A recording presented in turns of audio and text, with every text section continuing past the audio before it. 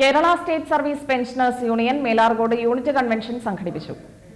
ചിറ്റിലഞ്ചേരി വിമുക്ത ഭട ഭവനിൽ നടന്ന കൺവെൻഷൻ KSSPU സംസ്ഥാന കമ്മിറ്റി അംഗം K. രാധാദേവി ഉദ്ഘാടനം ചെയ്തു.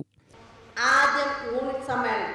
ഇപ്പം നമുക്കറിയാം, ഇക്കൊല്ലം നമ്മുടെ യൂണിറ്റ് സമ്മേളനം ഒരുപാട് വൈകി പോയി.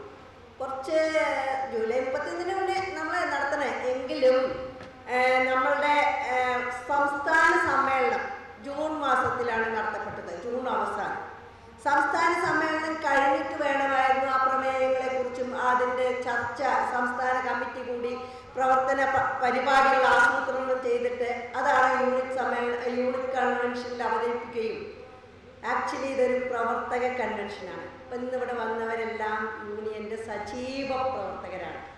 അതിൽ കുറച്ച് പേര് ഇവിടെ ഇരിക്കുന്നു, കുറച്ച് പേര് അവിടെ ഇരിക്കുന്നു എന്നുള്ള വ്യത്യാസമേ. പ്രവർത്തനത്തിൽ നമ്മളെല്ലാവരും ഒരുപോലെയാണ്.